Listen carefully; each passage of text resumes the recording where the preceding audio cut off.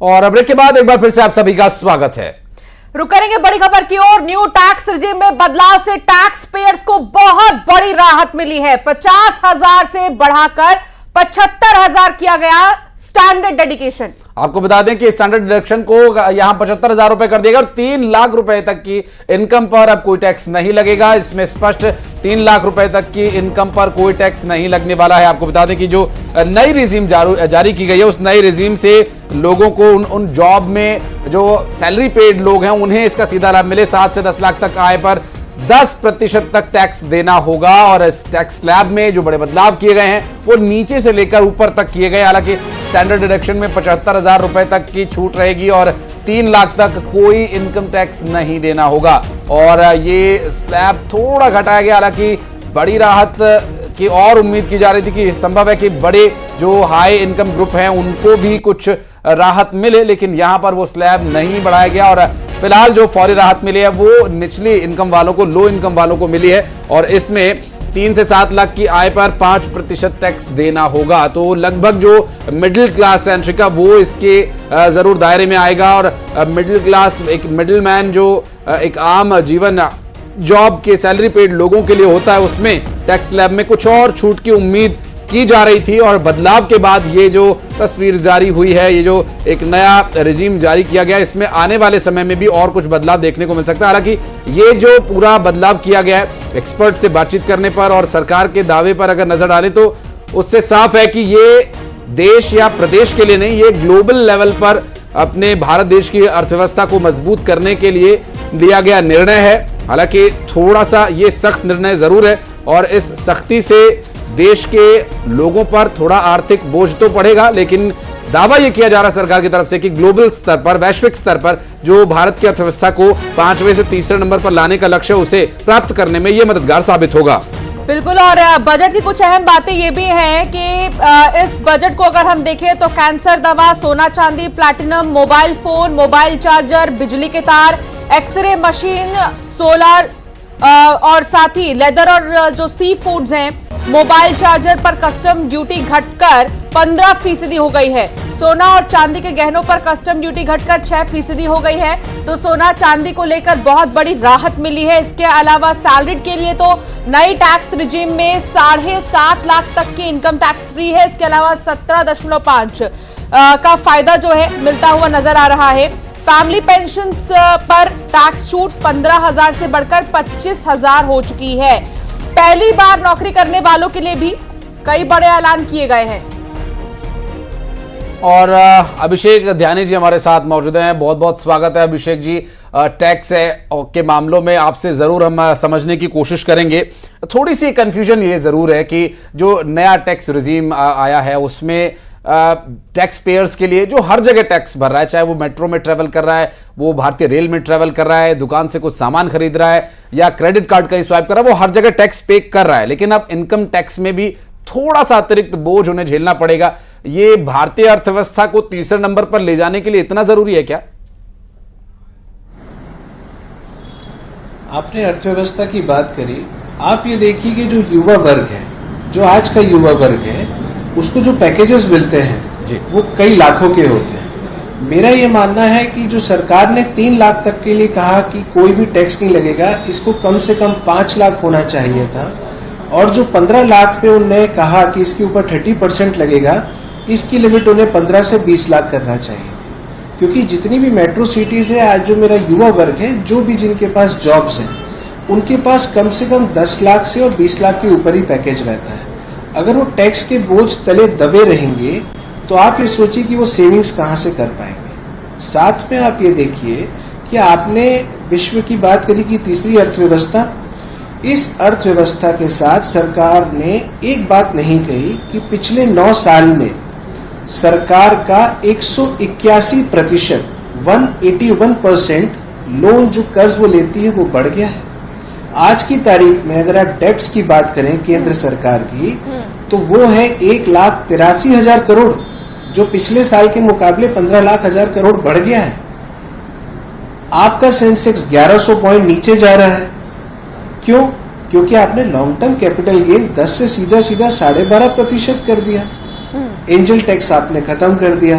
लेकिन आप दूसरी चीजों पे भी ध्यान देखिए कि जो मध्यम वर्ग है, जो मैं जिसको बैकबोन बोलता हूँ इंडियन इकोनॉमी का, वो आप उसके लिए क्या किया? आपने स्मॉल स्केल इंडस्ट्रीज के लिए क्या किया? ठीक है अभिषेक जी, उस पर भी चर्चा करेंगे, लेकिन अगर सीधे सीधे सवाल किया जाए, न्यू टैक्स स्लैब और पुराने टैक्स स्लैब को कंपेयर किया जाए तो कौन सा बेहतर समझ में आ रहा है?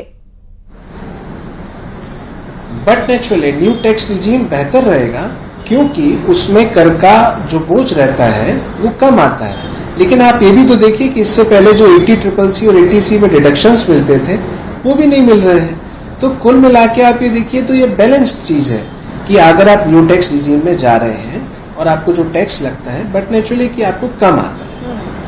ठीक है, और एक जो फैसला लिया गया या हम कह सकते हैं ऐलान किया गया, उस पर भी मैं आपसे चर्चा करूंगी। मिथिलेश मेरे साथ जुड़े हुए, मेरे सहयोगी। मिथिलेश, आप जहां पर मौजूद हैं, बात करने की कोशिश कीजिए कि जो बजट पेश किया गया उस पर क्या प्रतिक्रिया है, वहां पर लोगों की क्या रिएक्शंस हैं?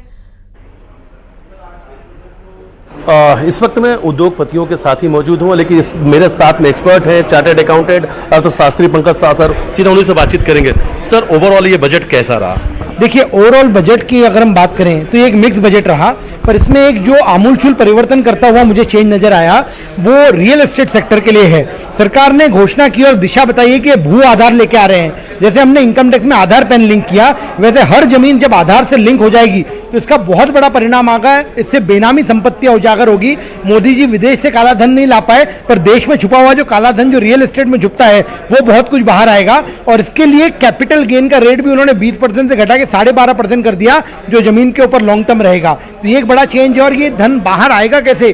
तो अगर कोई बेनामीदार ये संपत्ति बताता है तो उसको कोई पेनल्टी और प्रोसिक्यूशन नहीं होगा, ये भी बजट में घोषणा की गई। तो रियल एस्टेट के लिए एक बहुत बड़ा कदम, जिसका इंपैक्ट हमें अगले 5 से 10 सालों में देखने मिलेगा, वो ये भू आधार का कंसेप्ट जो बजट में बताया वो लग रहा है। इसके अलावा अगर हम बात करें तो इंडस्ट्रीज के लिए, एमएसएमईज के लिए बहुत कुछ अपेक्षित था, पर वो बेनिफिट आए नहीं इसके अंदर। बल्कि जो 45 दिन के पेमेंट के रूल की समस्या आ रही थी वो बढ़ा के अब जो है 250 करोड़ तक कर दिया इन्होंने। पहले 50 करोड़ से माल लेने वालों को ये था, अब 250 करोड़ तक के लिए बेनिफिट इन्होंने कॉन्फर कर दिया, जिससे इंडस्ट्रीज में बड़ी प्रॉब्लम क्रिएट होगी। हम बात करें इंडिविजुअल की तो एक नौकरी पेशा व्यक्ति एक्सपेक्ट कर रहा था कि यार मेरे लिए स्टैंडर्ड डिडक्शन जो छूट है वो कम से कम 2 लाख तो बढ़े, और उसको नाम मात्र 50,000 से बढ़ा के 75,000 किया गया। और जो स्लैब रेट भी कम किए गए हैं, तो 15 लाख तक की आय वाले को मात्र 1% का 17,000 रुपए का फायदा मिल रहा है। तो उसको बहुत ज्यादा फायदा यहां नहीं मिल रहा। पर जो ईमानदार युवा जिसने पहले मुद्रा लोन लेके लोन चुका दिया और व्यापार कर रहा है, उसको बेनिफिट देते हुए अब उसके लिए 10 लाख के बजाय 20 लाख तक का मुद्रा लोन ले सकेगा। तो ये ईमानदारी का प्रतिशत भी सरकार ने इस बजट के अंदर दिया है। आयकर कानून में आमूलचूल परिवर्तन किए गए हैं, और उसको कहते ही सिंप्लीफिकेशन जो कहा गया था वो तो नहीं है। स्टार्टअप्स के लिए कुछ बेनिफिट जरूर लेके आए हैं कि एंजल टैक्स उन्होंने वहां के लिए अबॉलिश कर दिया। तो कुल मिला के एक मिश्रित बजट है, बहुत सारी अपेक्षाएं थी। और सबसे बड़ा जो हिट आ रहा है म्यूचुअल फंड और फाइनेंशियल सेक्टर को, उनके लिए बहुत सारे चेंजेस किए गए हैं, जिसका परिणाम अब हमको यहाँ पर बजट के बाद में देखने मिलेगा। Right sir, thank you. चलिए कुछ और लोगों से बातचीत करते हैं। सर, इस बजट को कैसे देखा आपने? बजट जो है वो काफ़ी अच्छा बजट है। जैसे निर्मला सीतारमण जी ने भी कहा कि मोदी सरकार के तीसरे टर्म का ये पहला बजट है और आगामी बजट इसी पर बेस रहने वाला है। तो कहीं ना कहीं सरकार की दूरदर्शिता, दूरगामिता को परिचायक है ये बजट। और एक तरह से देखें, युवाओं के लिए काफ़ी अच्छी इसके अंदर घोषणाएं की गई है। युवाओं के स्किल डेवलपमेंट की बात की गई है। यहाँ बोला गया है कि युवाओं को स्किल के लिए या हायर एजुकेशन के लिए लोन जो है वो 7.5 लाख तक मिलेगा। तो बहुत अच्छी चीज़ है। साथ ही साथ मैन्युफैक्चरिंग इंडस्ट्रीज़ की अगर हम बात करें तो उनके लिए 100 करोड़ तक का गारंटी सरकार दे रही है इक्विपमेंट्स के लिए या मशीनरी के लिए। तो कहीं ना कहीं एक बात करते हैं महिलाओं की, युवाओं की, कृषि की या ओवरऑल इंफ्रास्ट्रक्चर डेवलपमेंट की, पूरा बजट उसी पर बेस है। आज हमारे देश में 29 वर्ष की आयु जो है एक औसत आयु चल रही है। एक यंग देश हमारा देश है।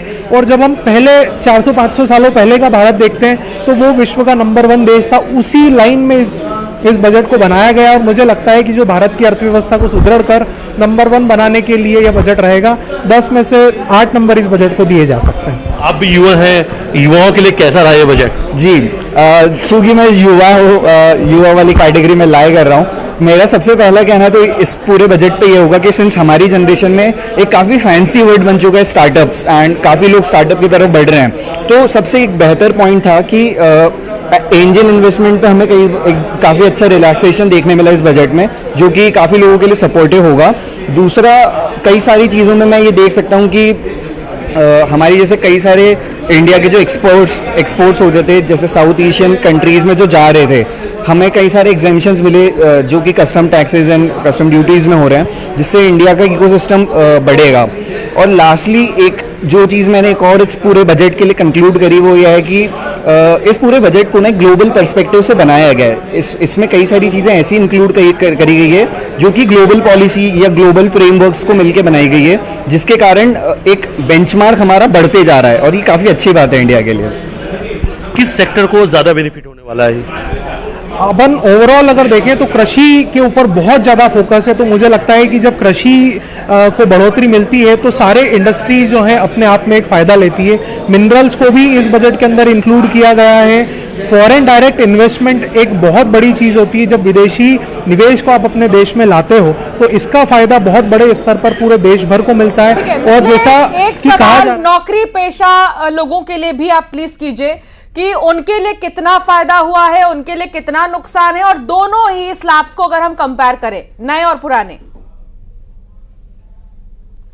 एक पुराने और नए बजट को देखा जाए तो दोनों में क्या डिफरेंस रहा, और युवाओं के लिए रोजगार पर कितना फोकस रहा इसमें? पुराने और नए बजट को देखें तो बजट तो सरकार चौंकाने वाला ला ही रही है, हर साल एक नया लाती है। इस बार आप देखेंगे बजट में आंकड़े नहीं दिखाए गए हैं, वो फाइन कॉपी जब आएगी किस क्षेत्र को कितना दिया है तो वो वहाँ पता चलेगा। तो सरकार ने चौंकाया है पुराने बजट के माध्यम से भी, नए बजट के माध्यम से भी। दूसरा आपका सवाल ये था कि युवाओं के लिए कितना काम किया गया है, तो वाकई जो युवाओं के लिए हम बात करें हायर एजुकेशन के लिए 7.5 लाख रुपए के लोन की, या हम बात करें उनके लिए इंटर्नशिप की, या हम बात करें युवाओं को गवर्नमेंट के द्वारा प्रोत्साहन की जो 5,000 रुपये महीने का एक सरकार बोली है कि आपको एम्प्लॉयमेंट में मिलेगा फ़ायदा, तो ये तमाम चीज़ें जो हैं 1 करोड़ युवाओं को आगामी 5 सालों के अंदर जो फ़ायदा मिलने वाला है, 20 लाख युवाओं को ओवरऑल फ़ायदा देने की बात 1 साल के अंदर हुई है। निश्चित तौर पर ये युवाओं को फ़ायदा मिलेगा। आज हमारे देश की जो उम्र है वो 29 साल की है, और ये कहीं ना कहीं युवा इससे बेनिफिशियल होंगे। जी, हमारे साथ एक और चार्टेड अकाउंटेंट है, उनसे भी हम बातचीत करेंगे। युवाओं के रोजगार वाला सवाल इनसे ले लेते हैं कि युवाओं के रोजगार को लेकर इस बजट में कितना फोकस रहा है, कैसा? जैसा कि बजट में शुरुआत में ही बोला गया था कि युवा, महिला, गरीब और किसान, तो इसका मतलब है जब पूरा बजट को फोकस में जहाँ भी बात की गई है वहाँ पे युवाओं के एम्प्लॉयमेंट की भी बात की है, एंटरप्रेनर डेवलप करने के लिए भी बात की है। जैसे मुद्रा लोन भी आपका बढ़ा दिया है, 10 से 20 हो गया है, और काफ़ी सारी जगह स्किल के लिए भी उन्होंने बात किया है कि एज अ ट्रेनी, मतलब जो युवा लोग हैं वो टॉप 500 कंपनी में ज्वाइन करेंगे, उसके लिए सरकार उनको स्टाइपेंड देगी। तो इस तरीके से युवाओं पे फोकस ही रहा है बजट, और साथ में टेक्नो, डिजिटल, एंटरप्रेनरशिप और स्किल के लिए युवाओं के बारे में काफ़ी प्रावधान है बजट। उद्योगपति तो मुस्कुरा रहे हैं, उद्योगपतियों के चेहरे पे मुस्कुराहट है ये इस बजट के बाद। देखिए, ये पूरा जो बजट है वो एक बहुत स्ट्रेटेजिक बजट है। उद्योगों को कमर कसने की ज़रूरत है, क्योंकि चाइना से मुकाबला करने के लिए मोदी सरकार हम सबको तैयार कर रही है। ऐसी कई योजनाएं जो रोजगार के क्षेत्र की जुड़ी हुई है, जिसमें अब हमारे श्रमिकों को भुगतान एक निश्चित हिस्सा केंद्र सरकार की ओर से मिलेगा। अगर हमारे लोगों के लिए एक अच्छे फंड की भी इंतजाम किया है। एमएसएमई सेक्टर को बूस्ट देने के लिए कई ऐसी योजनाएं सरकार लाई है जिनका भुगतान जल्दी हो सके। 250 करोड़ से ऊपर के कंपनियों को ट्रेड्स में अपना रजिस्ट्रेशन कराना अनिवार्य है, ताकि वो जिनसे खरीद रहे माल उनको बिल डिस्काउंटिंग के माध्यम से 2 से 3 दिन के अंदर भुगतान हो सके। तो इस प्रकार के एक छोटी छोटी बातों पर सरकार ने चिंता की है।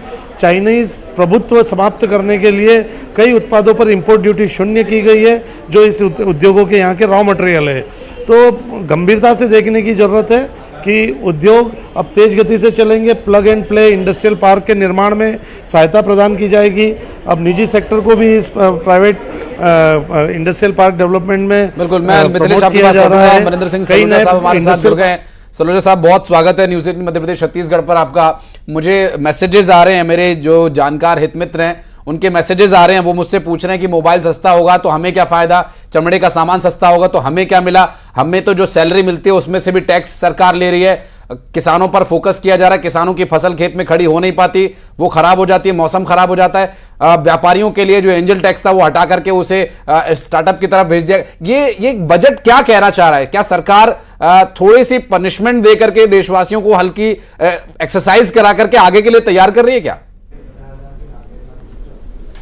नहीं, देखिए ऐसी बात नहीं है। अगर आप इस बजट को देखें तो जैसे कि एक पहले के वक्ता बोल रहे थे, बड़ा स्ट्रेटजिक बजट है और वाकई उन्होंने बहुत स्ट्रेटजिकली देश के मीडियम टर्म ग्रोथ प्लान को टारगेट किया है। उन्होंने कोशिश करी है कि ऐसे क्षेत्र जहाँ पे कि ग्रोथ बहुत ज़्यादा आ सकती है, जहाँ से रोज़गार बहुत ज़्यादा क्रिएट हो सकता है, उन क्षेत्रों को ज़्यादा फोकस करने की कोशिश करी है। रही बात जो आपको प्रश्न आ रहे हैं मोबाइल सस्ता होने या उनके, देखिए कहीं ना कहीं सरकार ने लोगों के हाथ में डिस्पोजेबल इनकम बढ़ाने की कोशिश करी है, टैक्स में कुछ ना कुछ कटौतियाँ करके, और चाहे वो कस्टम्स की तरफ हो, चाहे वो पर्सनल इनकम टैक्स की तरफ हो। सरकार का यही मकसद है कि आपके हाथ में जब पैसा होगा तो आप अपना कंजम्पशन बढ़ाएंगे। यदि हम पुराना डेटा देखें तो प्राइवेट फाइनल कंजम्पशन एक्सपेंडिचर जिसकी ग्रोथ रेट 3 से 4% सालाना से हो रही थी, जो कि देश की अर्थव्यवस्था के लिए थोड़ा सा एक चिंता करने वाला विषय था, तो सरकार ने कोशिश करी लोगों के हाथ में ज़्यादा पैसा देके उस कंजम्पशन एक्सपेंडिचर को बढ़ाया जाए और देश की जो ग्रोथ है, जो अर्थव्यवस्था की ग्रोथ है, उसे बूस्ट किया जाए। सप्लाई साइड पर वो कैपिटल एक्सपेंडिचर करके प्राइवेट सेक्टर को इंसेंटिव देके ग्रोथ को बढ़ाने के लिए प्रयास कर ही रहे हैं। टैक्स में कटौती करके उन्होंने डिमांड साइड को भी साथ में बूस्ट करने की कोशिश करी है। कृषि प्रधान हम अपने आप को अब तक भी मानते हैं। कृषि प्रधानता के लिए बहुत सारे टेक्निकल जो सपोर्ट है, चाहे वो ड्रोन्स के माध्यम से फर्टिलाइजर्स का इस्तेमाल हो या फिर उस कृषि योग्य भूमि की मैपिंग हो, बहुत सारे आमूलचूल परिवर्तन सरकार करने का प्रयास कर रही है। महंगाई दर 4% तक ले जाने का प्रयास है और ये महंगाई और कृषि का बहुत सीधा सा कनेक्शन है। उपज में हम जितनी लागत लगाते हैं, जितने प्रयास हम सरकार की तरफ से देखते हैं, वो फसल बिकने तक वो किसानों को मिल नहीं पाते। अब की बार जो बदलाव किए गए, क्या इसका सीधा लाभ किसानों को मिल पाएगा? सलूजा साहब, देखिए किसानों को हर बार सरकार की कोशिश तो यही होती है कि किसानों को सीधा लाभ मिले, पर कहीं ना कहीं हमारे यहाँ पे जो कृषि का जो क्षेत्र है उसमें जो डिस्ट्रीब्यूशन सिस्टम में प्रॉब्लम है, कहीं ना कहीं एक मिडिल मैन का प्रॉब्लम, वो कुछ ना कुछ किसानों तक पहुँचने वाले बेनिफिट को कम कर देता है। लेकिन इस बार हमें थोड़ा सा सोचने की जरूरत है, ध्यान देने की जरूरत है कि सरकार ने इस बार कृषि को पर्यावरण से जोड़ने की बहुत अच्छी पहल करी है। उन्होंने ऐसे बीजों की उपलब्धता की कोशिश करी है जिससे कि क्लाइमेट चेंज जो है वो पॉजिटिव डायरेक्शन में जा सके, पर्यावरण को होने वाला नुकसान कम हो सके। मतलब सरकार देखिए कृषि क्षेत्र आर्थिक अर्थव्यवस्था की पूरी ग्रोथ को आगे ले जाना चाह रही है, लेकिन जो उसका पर्यावरण और सस्टेनेबल डेवलपमेंट का जो गोल है उसको ध्यान में रखते हुए आगे ले जाना चाह रही है। तो आज हो सकता है कि हमारे किसान को इस साल में सीधा सीधा उतना लाभ नहीं मिल पाए, पर कहीं ना कहीं मध्यम और अगर हम आगे लॉन्ग टर्म ग्रोथ के हिसाब से देखें तो जरूर ये चीज़ें हमारी जो यील्ड पर हेक्टर है और जो प्रोडक्टिविटी है उसको बढ़ाएगी और ऑर्गेनिक फार्मिंग की तरफ हमारे देश को लेके जाएगी। ठीक है, बजट में ऐसी कई सारी चीजें हैं, कई बड़ी बातें हैं। हमारे साथ अभिषेक जी भी जुड़े हुए हैं, अभिषेक ध्यानी जी।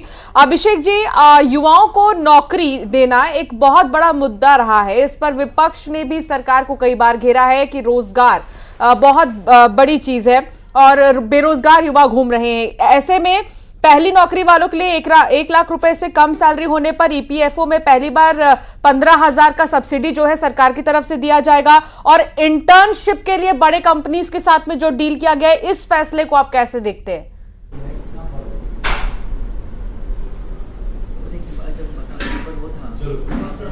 अभिषेक जी, आप तक आवाज आ रही है? अभिषेक ध्यानी जी, आप सुन पा रहे हैं? लगता है संपर्क अभी नहीं हो पा रहा। सलूजा जी के पास चलते हैं। सलूजा जी, मैं ओल्ड टैक्स रिजीम और न्यू टैक्स रिजीम जो आप देख रहे हैं अभी, जिस तरह से टैक्स में बदलाव किया गया, इसके बारे में आपसे समझना चाहूंगा कि ज्यादा बेहतर क्या था, क्या बदलाव जो किए गए पुराने से नए में कैसे कंपेयर करते हैं आप इसे? देखिए, अगर आप टैक्स पेयर के नज़रिए से देखें तो वो हमेशा से चाहता है कि मैं ओल्ड टैक्स रेजिम में रहूं, क्योंकि उसे वहाँ पे एग्जम्पशंस मिलते हैं, डिडक्शंस मिलते हैं। लेकिन अगर आप अर्थव्यवस्था के नज़रिए से देखें, सरकार के नज़रिए से देखें, तो हो ये रहा है कि जितने ज़्यादा एग्जम्पशंस और डिडक्शंस होते हैं उतना टैक्स एक्ट जो है वो कॉम्प्लिकेटेड हो जाता है और उतने ही लिटिगेशंस वगैरह बढ़ते हैं। साल 2000 के आसपास 2001 में केलकर कमेटी ने भी ये सिफारिश करी थी कि आप 8 लाख तक जो है टैक्स एग्जम्पशन कर दीजिए, जीरो टैक्स कर दीजिए और सारे डिडक्शन खत्म कर दीजिए। जो डायरेक्ट टैक्स कोड लाने की कई बारी बात की गई, उसमें भी कोशिश ये की गई कि हम टैक्स स्ट्रक्चर को कितना सिंप्लीफाई करें।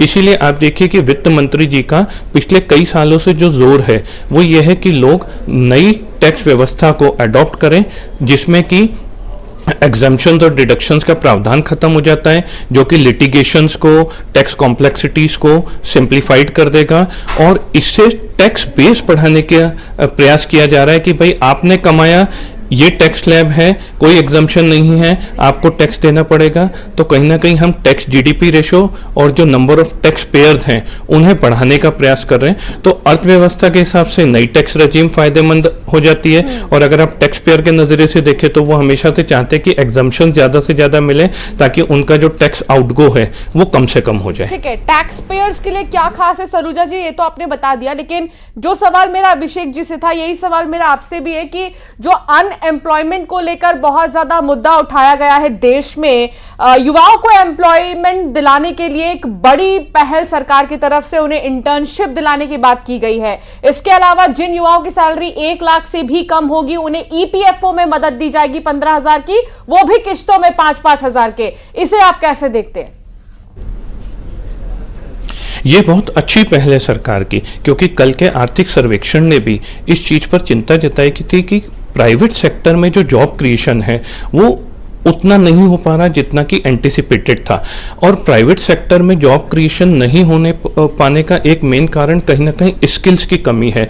विडंबना हमारे देश में ये हो रही है कि नौकरियां बहुत हैं, स्किल जॉब्स बहुत हैं, लेकिन जो हमारा युवा है जो एजुकेट होकर निकलता है जॉब के लिए वो उतना स्किलफुल नहीं है। तो सरकार यही चाहती है कि प्राइवेट सेक्टर जो है ऐसी नौकरियां क्रिएट करें, ज्यादा से ज्यादा नौकरियां बढ़ाएं और कहीं ना कहीं अपने स्किल डेवलपमेंट प्रोग्राम के थ्रू बिल्कुल स्वाभाविक है, ये दोनों चीजें एक साथ काम करेंगी और उन युवाओं के लिए एक रास्ता खुलेगा। बहुत बहुत शुक्रिया सलूजा साहब, बातचीत आपसे आगे जारी रखेंगे। एक छोटा सा ब्रेक हमें यहां पर लेना होगा। चर्चा बजट पर, बजट को समझने की एक्सपर्ट से बातचीत की आगे जारी रहेगी। आप देखते रहिए news 18।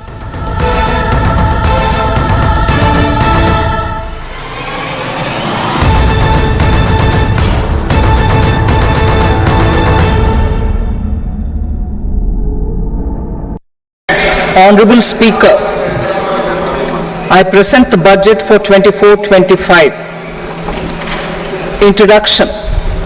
The people of India have reposed their faith in the government led by Honorable Prime Minister Shri Narendra Modi and re-elected it for a historic third term under his leadership.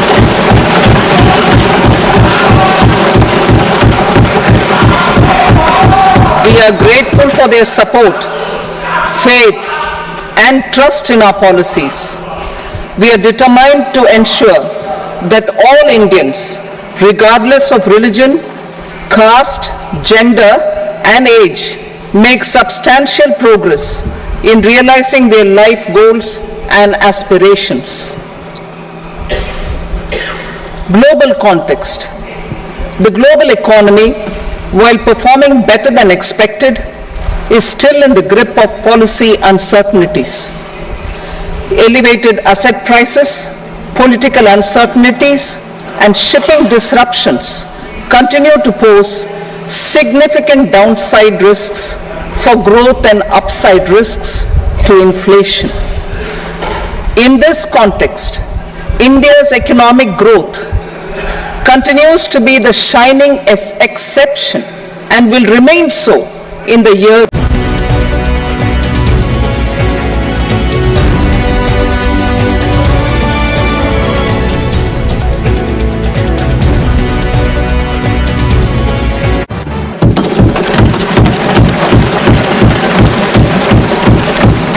India's inflation continues to be low, stable, and moving towards the 4% target.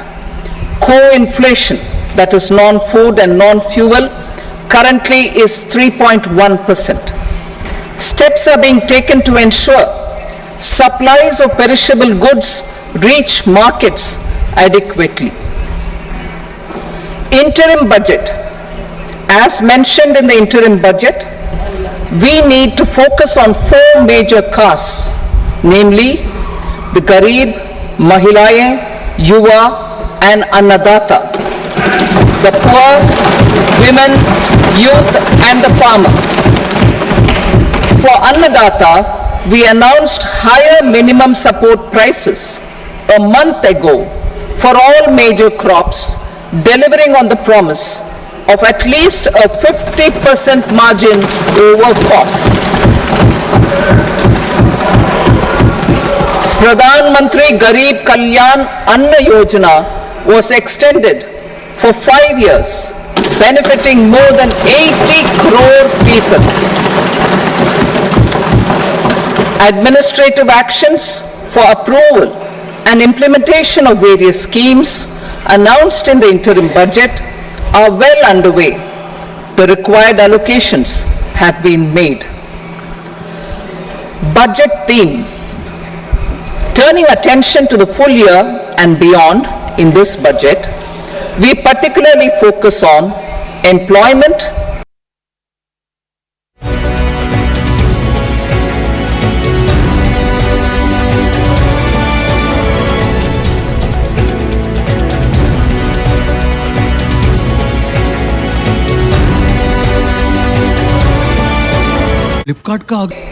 MSMEs and the middle class.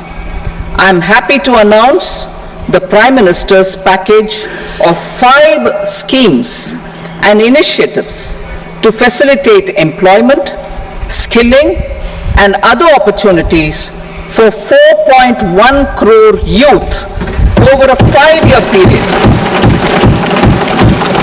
with a central outlay of 2 lakh crore rupees. I will speak about them shortly, while more details may be seen in the annexure. This year, I have made a provision of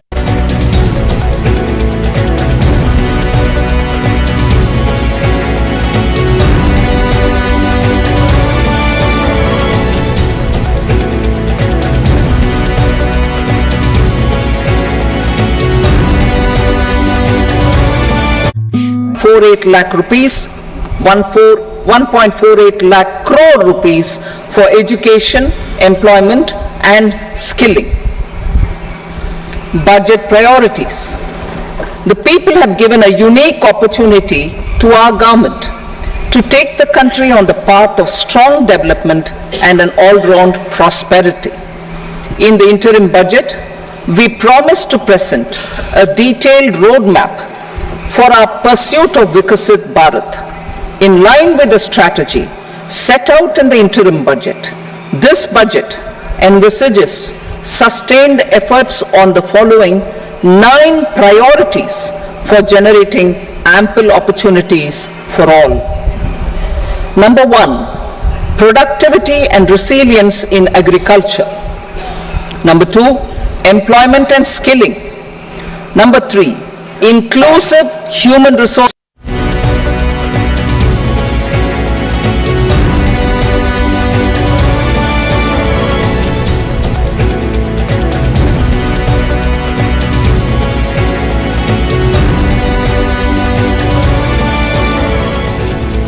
Social justice. 4, manufacturing and services. 5, urban development. 6, energy security. 7, infrastructure. 8, innovation, research and development. And 9, next generation reforms. Subsequent budgets will build on these and add more priorities and actions. A more detailed formulation will be carried out as part of the economic policy framework, about which I will speak later in this speech. This budget details some of the specific actions to be initiated in the current year towards fulfillment of these priorities, with potential for transformative changes.